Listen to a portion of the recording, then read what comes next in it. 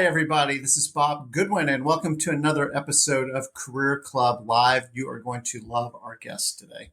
But before we get to her, wanted to encourage you to stop by career.club and check under the For Job Seekers section. We've got a bunch of new free resources available to people, including things like the 3 things that might be holding you back in your job search, effective way to answer what's your greatest weakness, and 10 tips and tricks and techniques to help you with your networking. So again, check out career.club under the section for job seekers.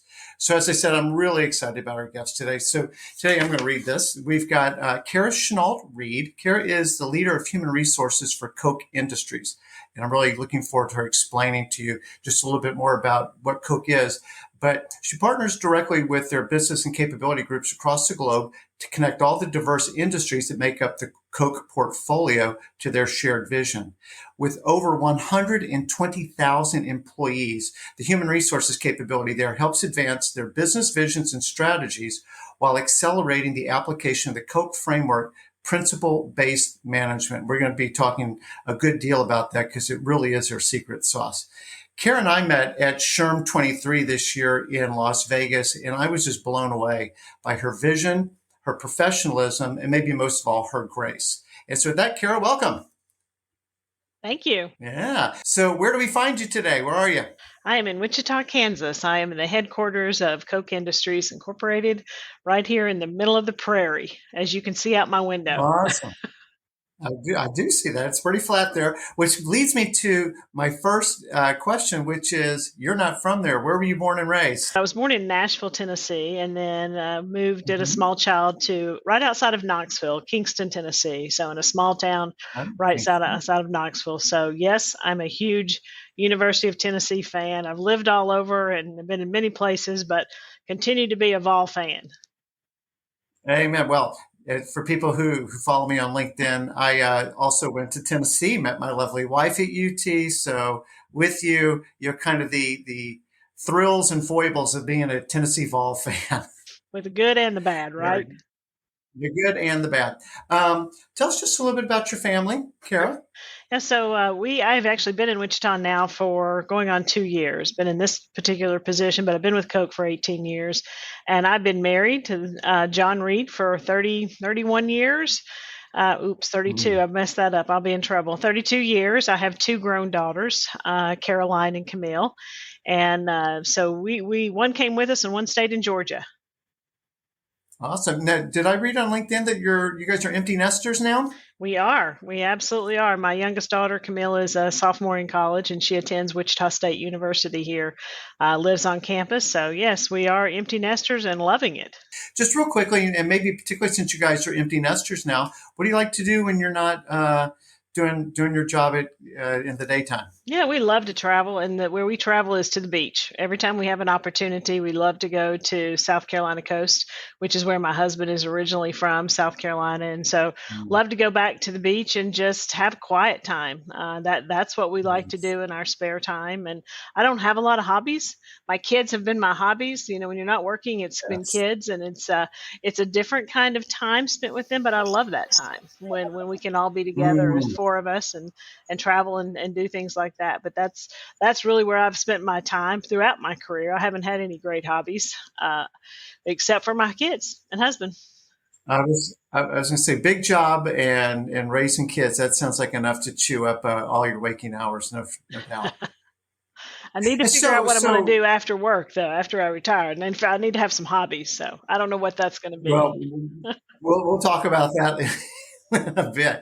Now, Koch Industries is maybe this is just me, but it seems like it's like one of the biggest companies that people don't know. Mm-hmm. And I mentioned earlier that there's 120,000 employees. Can you just share a little bit about kind of some of the businesses that Koch is, just to get people grounded in the business itself? Yeah, and you're right. It's probably one of the best kept secrets. It was for me too when I joined Koch, and we'll talk about that in a little bit. But you know, it was established in 1940 by Frederick Koch, which is Charles Koch's father, who's currently our chairman and CEO. And we do have 120,000 employees, and they're in 60 different countries. and spread across the globe, and very diverse portfolio of products and services that we are in. And so, I think about how it's transitioned and changed since I joined, and it just seems to be a continual change and transformation. So, we own Georgia Pacific. You may be familiar with products, the consumer products, Dixie plates, those kinds of things, Guardian Glass, Molex. So there's a lot of various different companies, and then also just the oil and gas. I mean, we've been in the oil and gas industry for years and running refineries. So it's a very unique company in that, there's some branded companies in here and brands that we have, that you would know, household names. But quite honestly, most folks don't know who we are. And as I said, when I started, I didn't either. I didn't know who Koch Industries was. And so, but it truly is a company that's founded and on this principle-based management, and how I would tell you, I think Koch has been most successful is through the application of principles of human progress. And that has been the unwavering commitment to how we work, how we make decisions, how we think about talent, and how we invest in businesses. And so just continue this. There's a continuous discontent with the current state, or restlessness, that would say we can always get better. And that's at the core of how Koch has continued to grow, transform, get in businesses, and get out of businesses. Well, we're gonna talk about that. Definitely double click on this because it is sort of the secret sauce of Coke, and no pun intended. And but you talked about like how you got to Coke, and I think your origin story is so instructive of just sort of the broader theme of Coke. So do you mind just kind of briefly sharing with Sure. folks how it is that you even came to Coke? Yeah, and so what I'll start with is telling you, so this is something that I've come to know now is just common practice. In the moment when you're living through it, I wasn't exactly sure what was going on. And so, as I had mentioned earlier, I was working for Kimberly-Clark, not necessarily looking for a new role, and someone from Coke had called me. I didn't know who Koch Industries was, and I was embarrassed that I didn't know. Went home, and my husband's like, "How do you not know who that is?" But I came to an interview here in Wichita, Kansas. There was probably 10, 12 people around the table. There was no open position. There was no job. I kept asking for was there a job posting I need to apply to? Is there a role? And the answer was no, just come talk to us. We'll spend the day. And so I spent the day with, 6 or 7 different companies, spent the whole day here. And throughout the interview process asking, so what is the role? What's the role going to be? And because you want to know, am I a good fit for whatever this role is that you're looking for?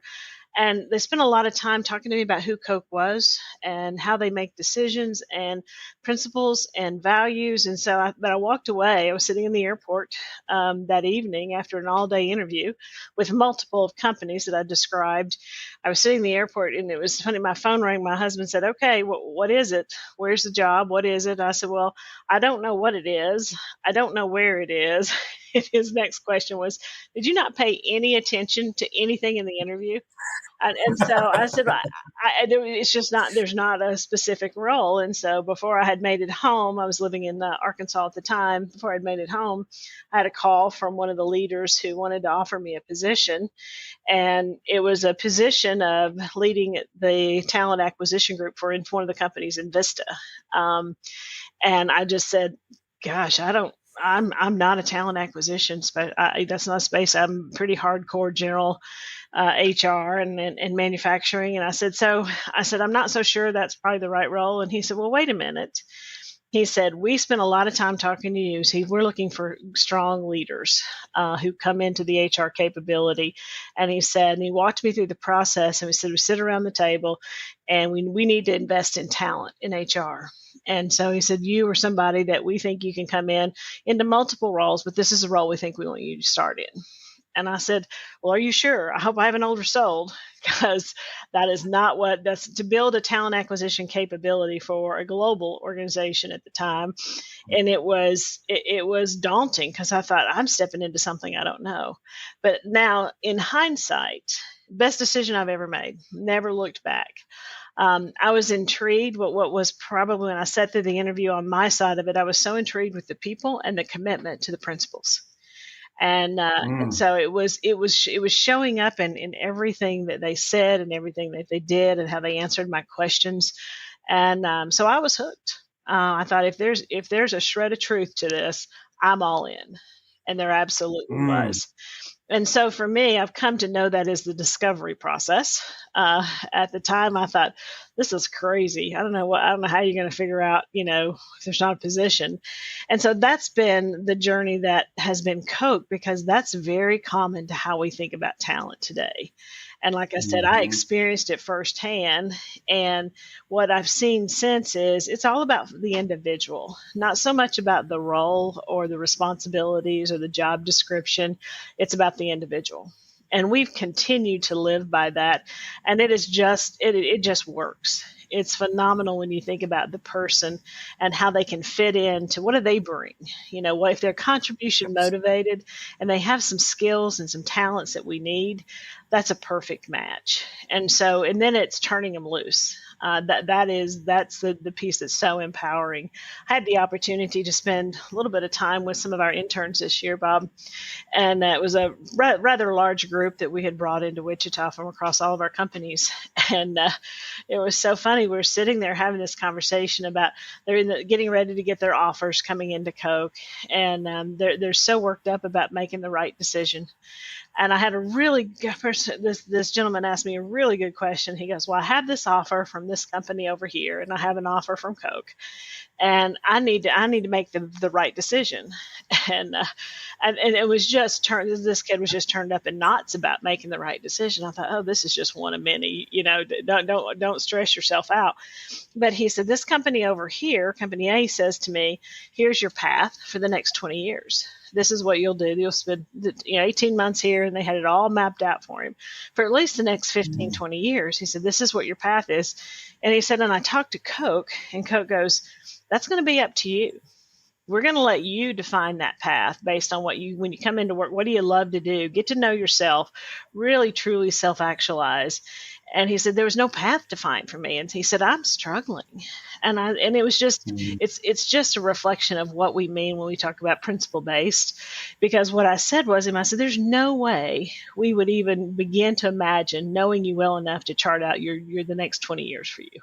No way. No way do Mhm. you. I think I was sitting in the chair you're in, much longer ago, but no way could somebody have told me. I couldn't have told myself. I had no idea. So to think that somebody else could, predict that with any sense of precision, I said, if I were you, if you take a bet on yourself, you're willing to bet on yourself that you will figure out and you'll know what's better for you. And so that's just another way of coming into the organization. There's no way we know where people are going to, we may know their Right. starting place, but it's so freeing and empowering and inspiring for folks to have the opportunity to chart their own course.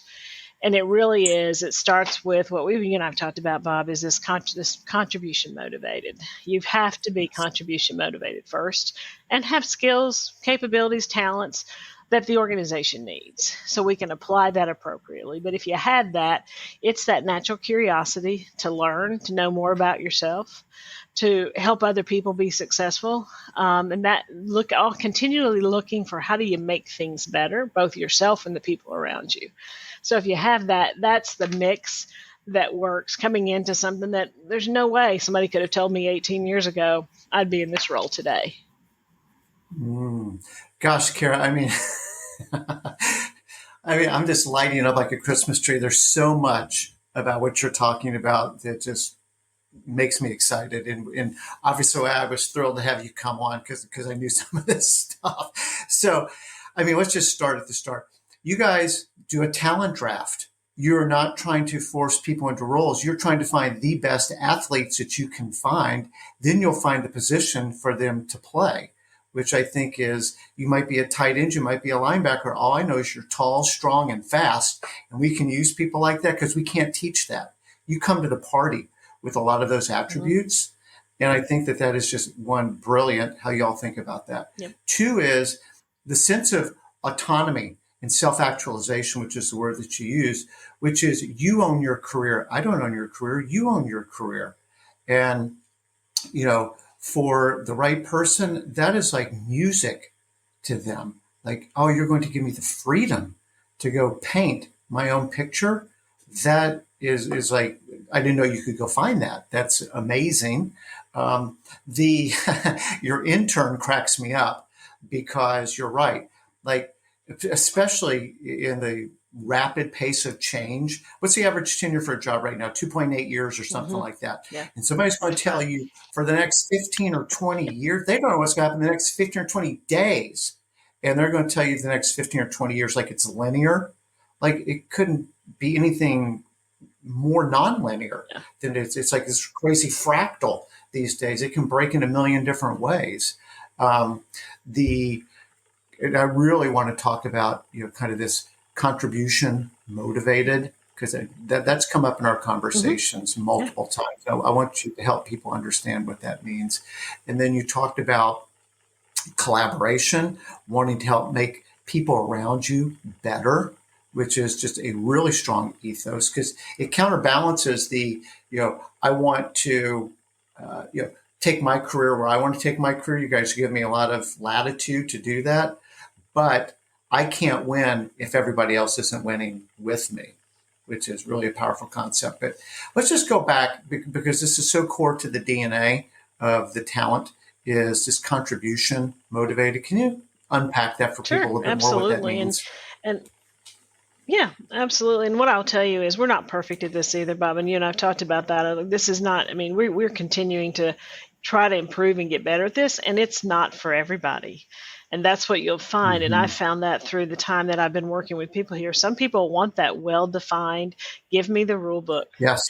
and there isn't a rule book, and we, it takes courage to really get to self actualize and get to know yourself better and know what you're going to be best at, and then have the courage to have the conversation to go, I'm in a role that I don't think I'm the best at. There's probably people who can do this better, and I don't love it.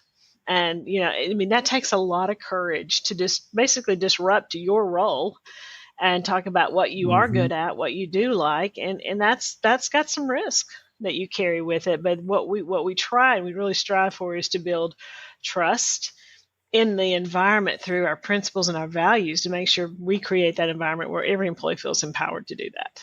Now, as I said, Mm. it's not perfect. It depends on people, and we are always striving to get better in this space. But if you think about somebody who comes to the door, first and foremost is contribution motivated. They are coming in with a desire that, first of all, they're very self aware. They know what they're good at, what they're not good at. They have a reality based view of what they can do at that moment, and where they need to help. And they're not afraid to admit that. They're going to ask for help. They're continually looking. It's this thirst for learning and improving.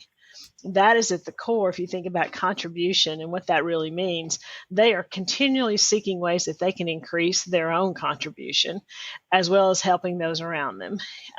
Some things that will just in this culture of principle based management, if you have somebody who's hoarding knowledge or somebody who is doesn't really, they want to get the credit, that it's about the credit versus Mm-hmm. sharing knowledge, it shows up immediately because that is so inconsistent with who we are and how we expect people to behave. And so, you have people who are contribution motivated. They may not have a skill that we need.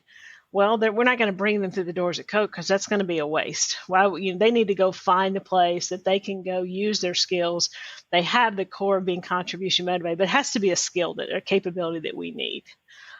So that's what it really is, kind of in every person who comes to the door daily. I mean, I think about myself and people around me come to work every day thinking, how can I get better? How do I make myself better? How do I help the people around me get better?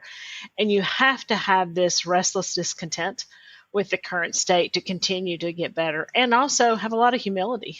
And that is one of our core values is, you have to own your mistakes and stand behind your Mm-hmm. teams when there are mistakes that are made, as we show up as servant leaders for our employees. So that's just a fundamental expectation of being part of Coke, is that, and as we hire people, we are very diligent to make sure that we're looking for people who start first with contribution motivated. And so, and through our Yeah. interview process, I mean, we go through quite a bit of rigor to assess that, get to know the person, and get to know how are they wired. So very quickly, you used the word humility. It's funny when I was writing the little bit that I said in my introduction of you, and I said the word grace. The other word I was fumbling with was humility. It Mhm. was, I mean, both of those I think really describe you as well. And I can see why you would be thriving in an environment that appreciates that kind of quality instead of sort of the social media. It's all about me and how can I promote myself kind of model versus no, together we're better than any one person. So we've kind of probably talked around all of them, and I don't mean to make this a test, so I've got it in front of me, but there's five main principles, right? Do you mind just sort of sharing with folks, or I'm happy to start reading through them. We can just sort of tick them off one at a time. Yeah, let me clarify a little bit here. So we have what we call the five dimensions, and that's the PBM framework, principle based management framework. And then we have this whole set of what we call principles of human progress, and there are many of those. And it's things like mutual benefit, it's things like bottom up, marginal analysis. Those are all things that we would call principles of human progress, and striving to kind of improve. But there's probably hundreds of those. But if you think about the Yes. five dimensions, that's the piece I think you're speaking to, Bob. Is Yes. how do we apply those five dimensions, and it's core to how we work, how we make decisions, and how we think about everything and that we do. And so there's basically, if you think, you have to start with the vision, and if you think about, there's the five are vision, virtues and talents, knowledge, comparative advantage, and motivation. Those are the five. And so we use this as, I'll give you a very specific example. If you're sitting with a business team and you're struggling through a problem, you're looking at what's wrong here. What are we doing wrong? You come back to those five dimensions and go, do we have the right vision? Do we have are we all kind of focused on the right thing? Do people really understand what we're trying to achieve? And oftentimes you go, well, you hear from people and it's like, everybody else thinks it's one thing and I think it's this, and the leader thinks it's this. And it's like, we got a vision problem. We need to sit down and make sure we align on the vision. So, and make sure that that is where we're headed and what we want to go. That's why vision, you got to start there. But when you're solving a problem inside of Coke and you're working, doesn't matter what it is, you take those five dimensions and you could go, okay, we've got the vision right, we just don't have the right people. There's skills or there's capabilities or talents that we don't have. We got to step back and go, or maybe we don't have the work assigned to the right people. We might have the right people, we just don't have the work assigned in the right ways. And so how do we reassess that? And then of course knowledge. Do we have the right knowledge systems that are telling us where the opportunities are? So you just tick through each one of those. Comparative advantage is if you think about this, we do this quite a bit in terms of what we call division of labor by comparative advantage. Sometimes you think about, why is something not working? It's like, well, back to what I shared earlier, we got people who have, gifts and aptitudes and things in one area, but they're not able to apply those because we've organized the work in a way in which it's not enabling that person to be at their best. So you kind of shift the Mm-hmm. team that's always moving. If you think about comparative advantage, who is best positioned to do that work on the team? Figuring that out is really important, and where you align work. And the team's always changing. You're never done. And then, of course, motivation is really just trying to make sure you know what motivates people. What are they going to be motivated by? We've done a lot of work in these five dimensions around evolution. The words have changed. Concepts are core, but the words to help people better connect. We are constantly, you may have read in some of the books, used to be market based management, and last year we changed this to principle based management very deliberately, because it's about the principles of human progress that we're trying to make sure we instill and that we live by. And we show up every day at work, and everything we do, whether it's good times or bad times or tough, challenges, you're going back to those principles. And I had this conversation yesterday, which I think is a great. It doesn't matter where you sit or where you are. It's marginal analysis conversation. It's, if you decide to work on that, there's a trade off. You're not going to work on this. Is that the right Mm-hmm. thing for us to do as a capability? Is that what would bring the most value to our business? And so it's all intertwined in terms of, it goes back to those principles of human progress. And it's, there's many, but the five dimensions is in the framework, is how we think about hiring people, making decisions, everything that we do. And so that's kind of when I shared with my interview process, this was embedded into that. Once I got into Coke, I was like, oh, I see what that was through the interview process. And so that's how we're trying to be, as apply this and strive every day to come in and be better at helping people connect, because we truly believe, that especially the role of a supervisor. We spend a lot of time talking about supervisors and the importance of a supervisor. And having been in other organizations, supervisors have a lot of responsibility, and in every Yes. organization, and they carry a load. And I'll tell you that the difference in being at Koch is your number one responsibility as a supervisor is to help other people develop and improve and be better. And some Mhm. people would say, well, my number one responsibility is this and the business results. Well, you're going to get that. We believe you're going to get those business results if you have the right people in the right roles working on the right things. And so that's really where we expect supervisors to spend their time, and that they invest in their people in a way that will deliver the business results. Between the principles that framework that you described, and then just as you're giving all these examples, what's just so in stark contrast for me compared to so many of your peers at other companies is Coke is very focused on people, right? And you're not fighting for a seat at the table. And, how do you kind of get woven into the strategic initiatives of the business? By definition, you are highly integrated and key to how Coke looks at their business in totality. And so I'm just, versus the processes and, compliance and all this sort of more tactical things that the work needs to be done, but it's not necessarily of a strategic nature. And everything that you're saying keeps coming back to the person, humans. Like, how do people help drive this business because they are the business? And do you find when you're talking to your colleagues that your day at work feels very different than people that, not your colleagues, but your peers at other companies? It Does your does. day feel different? It Talk does. about your work differently?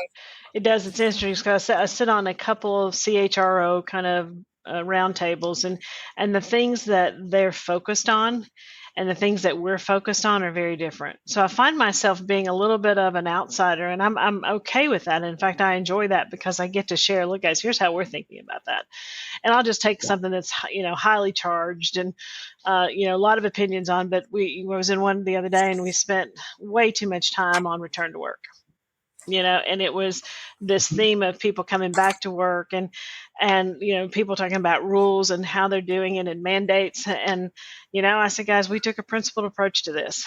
And I said, and it's not perfect.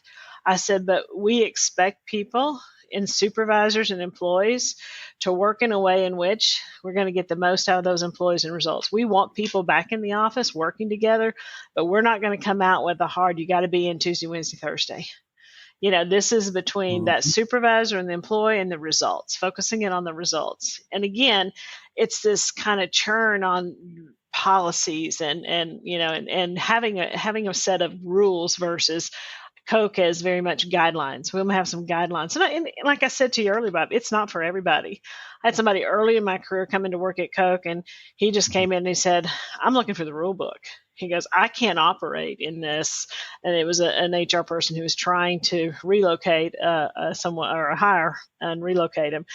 And he said, I need the rules on what our relocation policy is. And I said, well, here's a set of guidelines. Here's kind of what we think about in terms of you need to know the person. What do they value? What's important to them? And so we had this conversation, but he said to me, he goes, I've come out of a very structured organization. I need the rule book. And I said, there's not going to be a rule book. Mhm.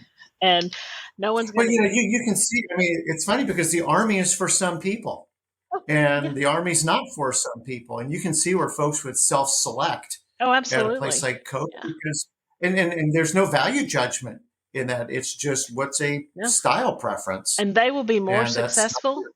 somewhere else.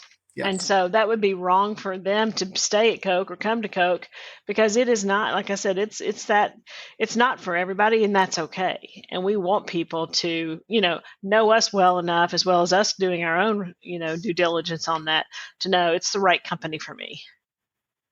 Something that could be a huge takeaway for listeners. I want to go back to what you're talking about with the emphasis on frontline management and supervisors. You know, employees just sort of at large seem to be stressed out these days. They're freaked out. the pandemic didn't help anybody. There's a recession.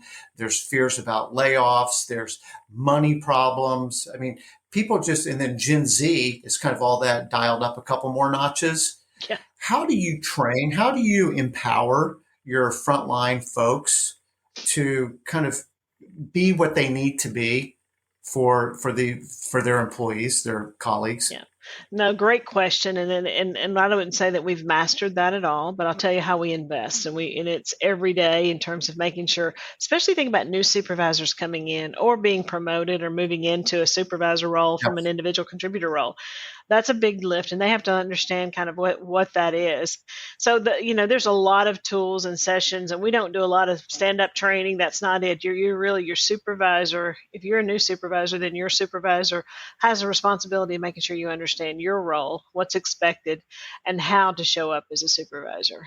And so, gosh, at Koch, I think we had ran the numbers. I think we've got 16,000 supervisors around the globe. So Mm-hmm. that's a lot of people to be practicing PBM. But man, if we can just pick one or two of those and you get it right, you got a supervisor who's helping another supervisor, it's powerful in terms of the progress that we make. And it's as we think about the role of a supervisor, it's practicing and teaching and modeling PBM. And so if somebody's done that really well for you, and I'll give you a great example. As I was new to Coke and worked for a gentleman who has since retired. But it was interesting because my first probably 6 months here, I was a supervisor. My first 6 months here, really probably 90 days, we sat down and I said, I think we might have made a bad call here. I said, I'm struggling in terms, I'm getting a Mm-hmm. lot of feedback. And I was getting, feedback everywhere I turned. It's like, well, that's interesting, but here at Coke, we do it this way.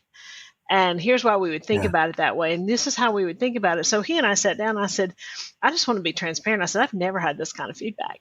And I said, felt like I come in with some experience. And he said, look, I'm just investing in you. So you will be able to invest in others throughout your career. He goes, that is an expectation at Coke. You're going to get a lot of feedback. And that's the other thing that I think supervisors have the responsibility of bringing those people along, like myself, coming in mid-career to Coke and having been in a very structured environment, very different. And like I said, if he hadn't poured into me, I don't know that I would have been here either to help me understand kind of this is what we're looking for and this is what good is and this is how we think about this. Very different than some of the other organizations that are out there. Yeah, you can see that taking somebody who's got so many of the right talent attributes, but has grown up in a different family with different rules. And it's like, well, I know that's how y'all did it over there, but here's how we do it here. But it would, I mean, there would definitely be, a previous guest shared this line with me. I don't know if it's original to him or not, but I love the line, which is we want to be values aligned, but culturally an ad.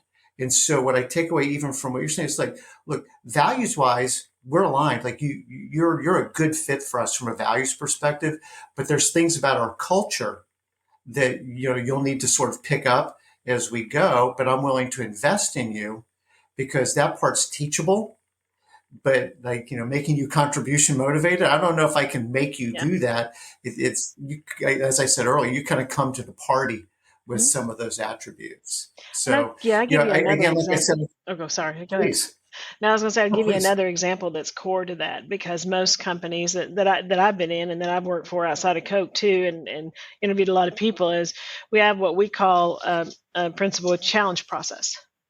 And so you think about challenge process and what does that really mean? And it's an expectation. So when I came in, and I've heard this from other people too, it's like if the senior leader's in the room, you don't really share your opinions or challenge or those kind of things. And at Coke, that was completely different. It was like I was getting feedback because I wasn't challenging. And I was Mhm. like, well, I was waiting for that next conversation. It's like, no, this is the conversation. And so leaders have to create that environment where it pulls people in and to invite that different opinions, those types of things. I mean, it's an expectation, which is just counter to so many different organizations that may be very hierarchy. Those conversations happen after the second meeting. And at Koch, there is no That's right. second meeting. This is the meeting we put our thoughts, ideas, points of view, opportunities to do something better or different, or that's just an ongoing way in which we work, which is to assimilate to that takes a little bit of time. So one of the things that we have talked about before that I just love about you and Coke is how you guys think about talent acquisition and diversifying a talent pipeline. When Mm-hmm. you've got, you know, six figures of employees, I was telling my wife before we started this, I'm like, if you had a company of 2,000 employees, that's a lot. 12,000 employees, that's a lot. 120, that's mind blowing to me. But so you guys have a constant talent needs. Mm-hmm. And one of the things we've talked about is like ATSs have biases built into them. They're not necessarily designed for this more attribute oriented recruiting Mm-hmm. that you guys do. The fact that you guys need to have a pretty wide open spigot of where talent might come from that may look a little non-traditional to some folks. Could we go down that lane for a few minutes? Because I love how you think about this and some of the Sure. things that y'all are trying. Well, and you hear a lot about it now in the marketplace, kind of non-traditional or alternate pathways into work. And I will tell you, I would say Charles Koch was far ahead of the times of where we are today because he was Mhm. pushing on this years ago, in a forecast of what's happening in the workforce and talent and kids entering college and coming out of college. And he had a desire and really pushed on us as an HR capability and leaders to say, we've got to be doing something different. If we're not, we will not be prepared for the future. We won't, people are a huge part of how we get results.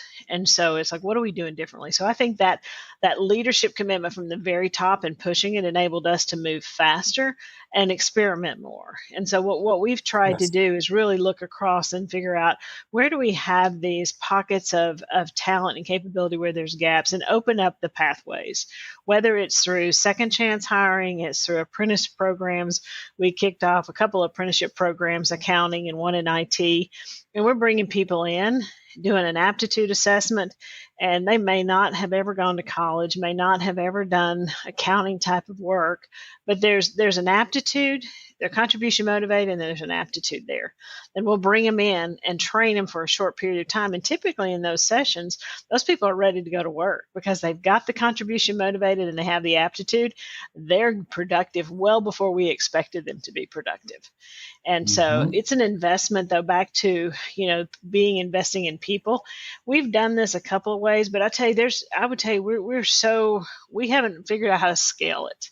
We're doing it in pockets of various different disciplines, but we've got a long way to go. And I think as the world is changing, we're trying to shift. And this is a one hiring supervisor at a time. There's not a huge way to go after it all at one time. I'd love to figure that out. We haven't figured that out, but it's that one supervisor at a time and going, look, you've always hired people that look like this. I want you to talk to this person. This person looks very different than what you've hired. And sometimes we've even said, I'm not going to give you a resume.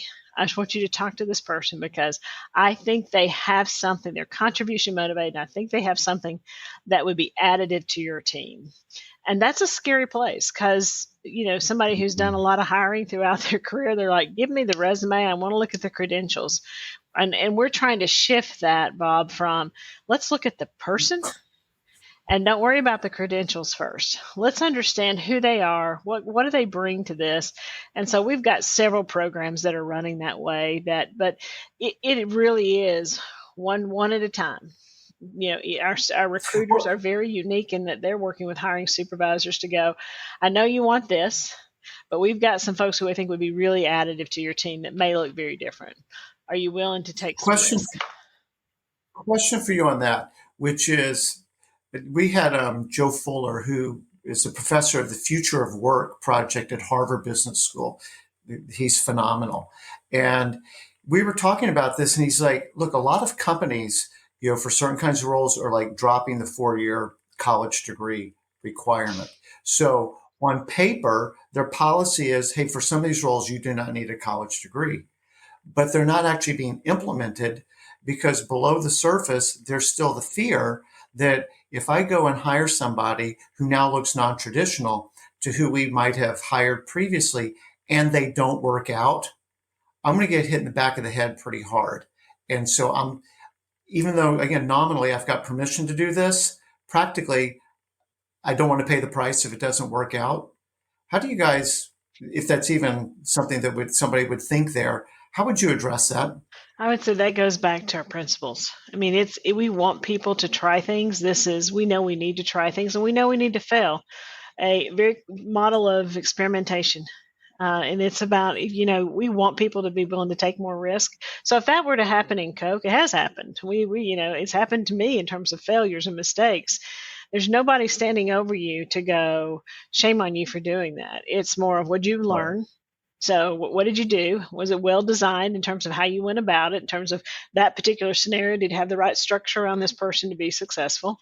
And so it's not about a pointing finger at somebody. It's what did we learn and how do we apply those learnings? Let's make sure if there's some key learnings in that decision, we socialize that. And you stand up and you share that as a badge of honor. Look, I tried this. Here's where we failed. This is what I learned. If you're going to do this, make sure you take those learnings and apply them somewhere, because that's really the difference. And because if you have an environment where it's like, gosh, if this doesn't work out, I'm toast. And I'm not, so who's going to take a Mhm. chance on that? Who's going to put their, who wants to move into that? That's what I try to tell people. That is what's different at Coke. We are expected to fail fast, and learn. And learn. And learn. I mean, to me, the benefit of that is if you just fail and you don't learn, you don't share those learnings. And same thing, whether you're hiring a person, you're taking a risk in that, or we've made business decisions within the Invista business. I was part of that group for years, and we invested in a business that just didn't work out. But at the time, we were all like, we think there's a path forward on this. And what happened is at the end there wasn't. But what the expectation of our leader, he went and shared why. We tried to get into a business line. And it's like this didn't work, and we gave it our best shot. But you know what? Sometimes you don't get it right, and we weren't bringing anything different to the table. And so that was something though that those leaders, not only were they asked to go share those learnings across other businesses, but they were rewarded for taking the stepping out and taking the risk and knowing when to call it. That's the other thing, because sometimes you have people who go, gosh, I just don't want this to fail. I want this to work so badly. But that Mhm. doesn't work in the culture either. When you know it's not right, you got to raise your hand and go, we didn't get Yeah. this right. And but Yeah. that's a difference Well, in cultures and how people show up when there are failures. yeah. Well, and culture, we both know Johnny Taylor from Sherm, of Hmm. course. And, Johnny says, culture isn't really something that you talk about. Culture is just how things really happen, how things really get done. That is your culture.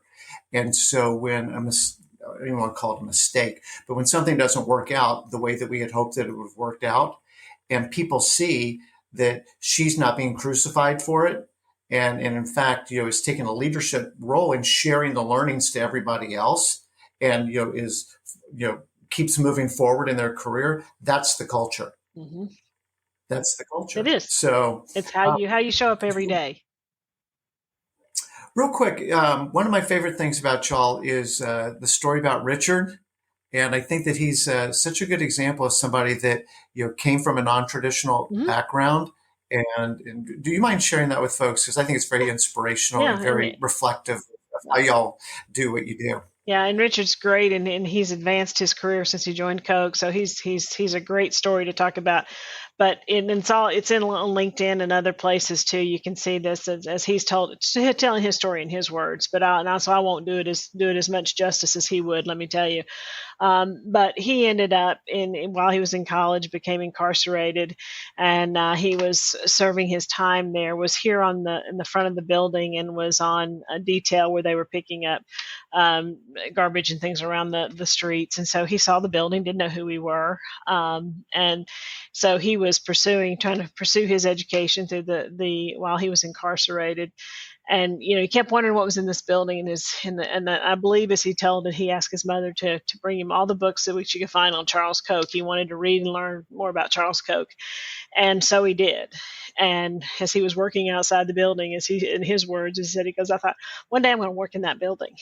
um, and so he went through his incarceration and finished that, was released. And but before he was released, he was in a work release program. He came to work for Koch. And it was because one of the gentlemen on our recruiting team who supports our military, he reached out, wrote a letter, and it ended up on his desk. And he got to know Richard, spent some time with him, talking to him. And same thing we've just talked about all morning, which is contribution motivated, huge desire to improve his own situation and learn and grow. I mean, he was there. He had all that, what skills, and he had gotten his degree. I'm not exactly sure what his degree was in. He had switched it at one point, but so he has been, and he came in to the team and began working. And it became time to, okay, how do you help him connect to the rest of the team, and so they know that people don't have judgment or bias. And so he was great about it. I think he said, let me tell my story. And he told his story to his team. Here's what happened to me. Here's how I ended up. But it takes somebody like the recruiter and the hiring supervisor who interviewed him, talked to him about kind of his history, his background, what he'd done, his what he had learned, skills, and said, I'll take a bet on him. And so we brought him in, and like I said, I think his work has continued and continued to grow. His role and his responsibilities, and he's an inspiration to most. And whether or not that's been your path or not your path, he's an inspiration. Well, I love that story on so many levels. When we're working with our clients at Career Club, he's actually demonstrating a lot of things. Like, he got focused. He's like, who's that company? I want to know more about them. He got curious. Oh, Mom, bring me some books. I want to read more about this guy. I want to do my homework. I want to be prepared, right? He was proactive. He reached out to somebody. He didn't wait for somebody to reach out to him. He reached out, and it ended up on that person's desk. He was persistent. Just so many of those. He was courageous. Like he owned his life, Mm-hmm. warts and all, Yep. and said, you know what, but that's the future that I want, and I'm going to go for it. And for so many candidates, just kind of speaking to those folks right now, it's like take a few pages out of Richard's book here. You own your career, nobody else. It's not perfect. Nobody's got a perfect career. Neither is yours. That's okay. Define who you want to work for. How do you want to contribute? And then start to build relationships with those people. Don't wait for them to reach out to you. Reach out to them. Do your homework. Be curious. Like, all those things are highly differentiated behaviors. And as somebody that looks after, a very large workforce, you're reinforcing, we love those qualities. Those qualities are rewarded at a place like this. And that's why I draw so much inspiration from Richard's story. Yeah. And we should probably send that to you, because he tells it so much better than I did in the few minutes been said, and put it on your page, because it is really good. And I would love that. he walks through it in great detail, and how he ended up here. And it's just inspiring. And there's several others of those around from various different pathways that, I'll tell you a great example just in HR, for folks who are in HR. I mean, we think about HR, people coming up through the ranks in HR, and I have a person who's on my team who came from IT. We have a VP of HR in one of our businesses who was a CIO, and she came over to be an HR vice president in one of our businesses. And so it's just refreshing when you have somebody coming from different businesses into the HR capability, or going out, vice versa. We've got a lot of the others. And so it's just, what you bring into that role, most of the time is transferable. If you think about it, if you're really truly contribution motivated and you've got some skills. And so we try to demonstrate that with folks like Richard or others coming in externally. But internally, you think you got a workforce of 120,000 people. We hope people can find their next role inside of Koch with the diverse portfolio of companies that we have. So we work pretty hard to make sure that we're trying to, tell people, yes, you're self-actualizing and you're finding things that you love, don't love, or you're in a role that's not the right role for you. Don't give up. There's opportunities inside Koch, so let us help you. We established what we call a navigator that works with internal folks, because sometimes it's hard to find It are probably sometimes harder to find roles inside than outside companies. And so it's like this is an Hmm. opportunity to make sure we're asking people to self-actualize when they're going through this, talking to their supervisor, talking to HR, and then instilling this kind of navigator to help navigate the multitudes of companies and roles and opportunities. Hmm. Yeah, no, that sounds very cool. I want to start wrapping this up out of respect for your time because I'd like to stay on the phone with you all day. I love all this stuff. Um, but and you can answer this one of two ways. I usually like to ask guests, if you were talking to the 28-year-old version of yourself with the benefit of hindsight, how would you counsel yourself? Or give them the benefit of your experience, how do you counsel your girls as they're kind of early in their life and thinking about what a career might look like for them? Yep. And it's probably the same. The answer is probably the same. It's funny because you ask it that way, but for me at 28, it was what I know now and what I know didn't know then. I think, gosh, if I just slow down, enjoy the journey, take time to Mm, take all of that in and not be so concerned about that next role, that next opportunity. Are you going to make it, or what's it going to be? What's it going to, are you going to, what is that going to look like? Stay focused on what's in front of you and love it, or make a change. And if you're not loving it, yeah. don't be afraid to go, well, I'm on this path, so I need to stay on this path. The path has got many different twists and turns. That's kind of how I think about it when I think about the question for me, because it was run hard, go find what's next, learn, what's that next opportunity. And I don't know that I enjoyed as much as I enjoy now today. When your runway looks a lot shorter than it does when you're 28, you can't see it. Now you can say, "Gosh, I enjoy it more today than I did when I was 28. Love what I do." Hmm. And as far as my daughters, I continue to ask them, just pursue your passion. Doesn't matter what it is. Doesn't matter if it looks like mine or your dad's or anybody else. I mean, you are your own person and you are unique. And so you need to find what you love. And you're not going to find it in the job one or job two, but you're going to learn something about yourself. Same kind of advice, Bob, that as I talk to interns every year, and I love spending time with the interns. Makes me feel very old, but I love spending time with them, and they're so in that pace of what's next. And I said, just enjoy. There's no bad decision you're going to make at 23. There's just no bad decision. Hmm. This job, that job, but go do it, learn, and go. Okay, I know I don't want to do that, and I know I want to do that. You'll learn so much about yourself. So I think it's just that pace, and take the time to Hmm. enjoy it and learn about yourself. Yeah. So that's phenomenal. As young people, you know, they don't know even what their choices are. So sometimes it's just a test for negatives, Mhm. right? Well, I tried that. That's not me. Okay, well, check that one off the list. We know that one's not for you and why. And how does that start to inform what you do like to do, which is very good. Um, so that's just, it's very, very good advice. And the other piece that you said is the self-actualization. It basically comes back to self-actualization. Find what you really enjoy doing. And you're probably gonna have to play a few instruments before you find the Oh. one that you're good at, or Mhm. play a few sports before you, but when you do, you're going to flourish because you're going to have to keep learning. You talked a lot about curiosity and knowledge and continuing to grow. And you're going to be much better at that if it's something you're actually Mhm. interested in And not versus, well, I being got to learn this. Yeah, and not being afraid. This is something I hear too about afraid of making a bad decision or Yeah. getting into a role you don't like. I see that as a gift. And that's what I tell kids all the time that are entering the workforce. Hey, if you got into this job, they'll come and talk and say, I'm struggling. I don't like this work. And I said, that's great. Then what do you like?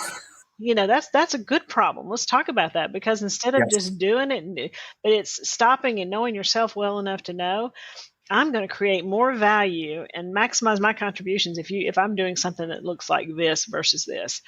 I think that is a Mm, huge win, especially early in your career. mm.